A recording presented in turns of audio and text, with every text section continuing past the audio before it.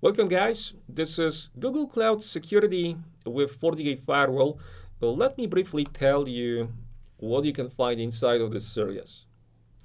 In this course, I'm going to show you how to deploy a FortiGate-VM firewall on top of Google Cloud's infrastructure. This is a great solution for someone who wants to test capabilities of a FortiGate, or for someone who just wants to see how to integrate a firewall with the cloud. We will start this series with an overview of the design and deployment, so we know what we will try to accomplish, and so we know what are the different architectural options for the deployment. Next, I'm going to show you how to prepare the cloud and how to install the firewall image, licensed firewall image from Google Cloud's marketplace.